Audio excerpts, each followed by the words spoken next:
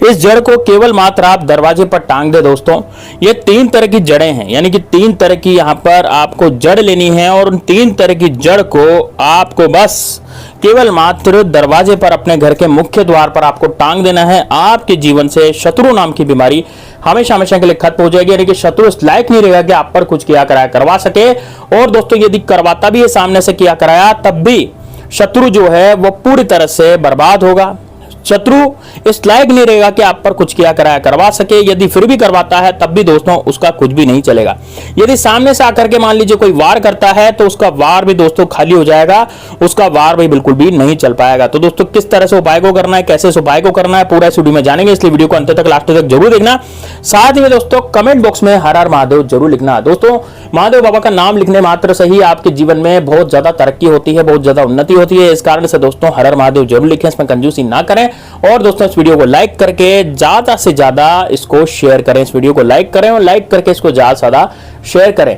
Like में बिल्कुल भी कंजूसी ना करें। अब मैं आपको बताने जा रहा हूं उपाय को किस तरह से करना है। देखिए दोस्तों, उपाय को आप बुधवार के दिन, मंगलवार के दिन या फिर आप केवल शनिवार के दिन इस उपाय को कर सकते हैं। ये उपाय इतना जबरदस्त है कि एक बार आपने इस उपाय को यदि मान लीजिए कर लिया ना मेरे कहने पर, क्योंकि उपाय बहुत सरल है, ये सभी से हो जाता है। ये ऐसा नहीं है कि भाई ये उपाय केवल जो है बहुत ज्यादा जो पूजा पाठ करते हैं या बहुत ज्यादा जो माला जप करते हैं, नाम जप करते हैं, उन्हीं से उपाय होगा, ऐसा नहीं हो सकता।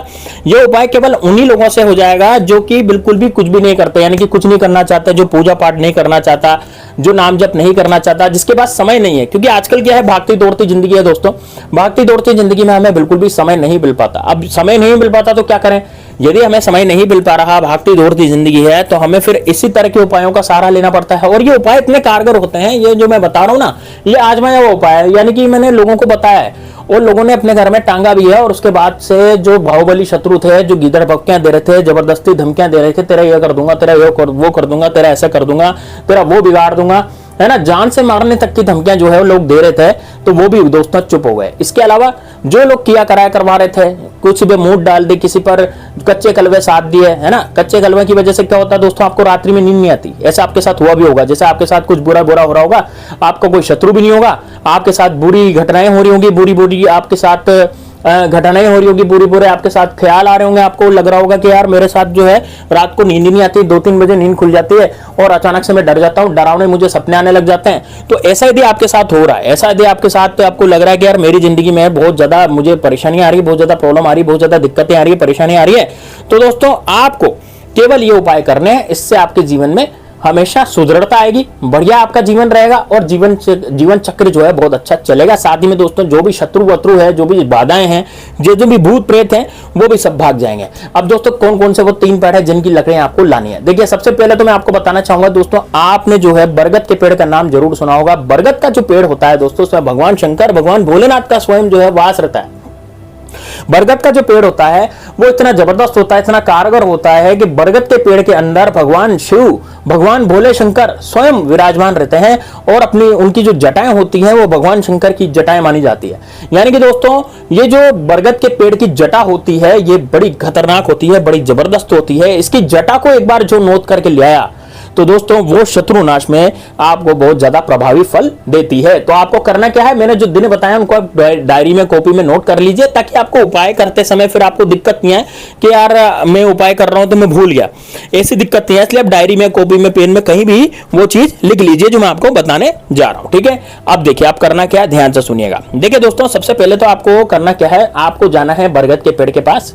मैंने जो दिन बताया, जैसे आप मंगलवार के दिन भी जा सकते हैं, बुधवार के दिन भी जा सकते हैं, आप गुरुवार के दिन भी जा सकते हैं और शनिवार के दिन भी जा सकते हैं। 4 दिनों में से कभी भी जाएं। पूर्णिमा के दिन भी आप इस उपाय को कर सकते हैं। जब यदि आपको लगता है कि यार पूर्णिमा हो, उस दिन कोई सा भी वार हो, उससे फर्क नहीं पड़ता, लेकिन पूर्णिमा के दिन आप इस उपाय को पूरी तरह से कर सकते हैं, ठीक है। तो आप जाएंगे, जाने के बाद क्या करेंगे, आप सबसे पहले जो आप बरगद की पेड़ के नीचे गए, बरगद की पेड़ के नीचे आपको क्या करना है, एक आपको जो जटा होती है, बरगद के पेड़ की जो जटा होती है, उस जटा को आपको थोड़ा सा तोड़ लेना है। लेकिन तोड़ने से पहले आपको यह बोलना है कि हे बरगद देवता, हे भगवान भोले शंकर, मैं अपने शत्रुनाश के लिए ये आपकी जटा जो है वो लेकर के जा रहा हूं। कितनी सी जटा लानी है? 3 से 4 इंच की, है ना। वो तांत लटकी रहती है ना, जटाएं लटकी रहती है बरगद की, उन जटाओं में तो है खास चीज, तो आप उनको तोड़ करके लाए। तोड़ने से पहले बोले कि हे भोलेनाथ, हे भगवान शंकर, आपका वास इस पेड़ में है, ये बरगद का पेड़ है और ये बरसों से एक खड़ा है।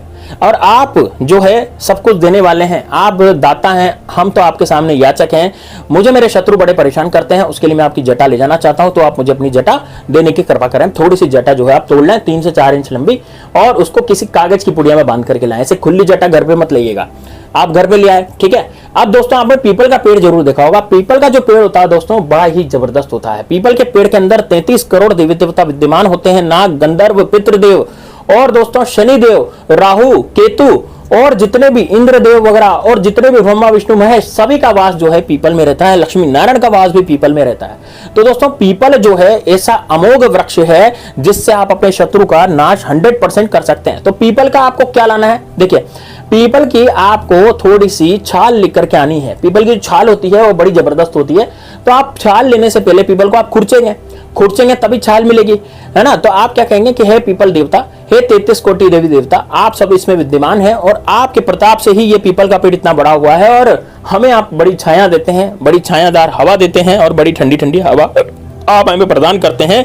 लेकिन मेरे कुछ शत्रु मेरा काम बिगाड़ रहे हैं और उन काम बिगाड़ने के कारण मेरा जो काम है वो पूरी तरह से नहीं हो पा रहा। यानी कि मैं जो भी काम करता हूं उसमें अड़चनें उत्पन्न हो जाती है। जैसे आप अपनी समस्या भी रख सकते हैं, अपने शत्रु का नाम भी ले सकते हैं। मान लीजिए आपको कोई अजय सिंह नाम का शत्रु परेशान करता है, तो आप बोलेंगे भाई मेरा जो अजय सिंह नाम का जो शत्रु है मुझे बहुत परेशान करता है, बहुत ज्यादा मुझे रुकावटें देता है, बहुत ज्यादा चोट मुझे पहुंचा देता है, वो अजय सिंह शत्रु से मैं बहुत परेशान हो चुका हूं।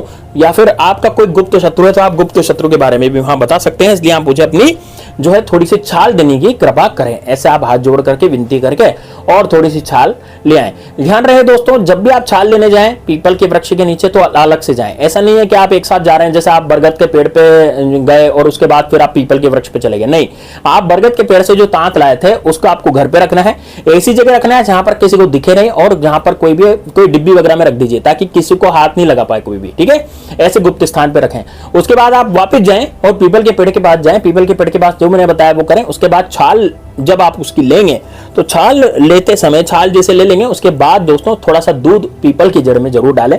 बिना दूध डाले आप बिल्कुल भी न लाएं, क्योंकि ये बिल्कुल नालायक ही होती है। ये मतलब ऐसा होता है कि आप स्वार्थी हैं। आप स्वार्थी थोड़ी हैं, आप तो अपना काम सिद्ध करना चाहते हैं। तो आपका काम तभी तो सिद्ध होगा जब आप दूध चढ़ाएंगे। तो वहां पर पीपल की जड़ में आप दूध चढ़ाएं, इससे आपको आशीर्वाद मिलेगा, आपके पितृ देवता भी खुश हो जाएंगे। उसके बाद दोस्तों आपको क्या करना है, उसके बाद जाना है दोस्तों आपको नीम के पेड़ के पास। नीम का जो पेड़ होता है उसकी भी आपको छाल लानी है। नीम में दोस्तों 64 जोगिनियों का वास होता है। 64 जोगिनियां यानी कि 64 जोगिनियों का मंदिर है माता श्री का।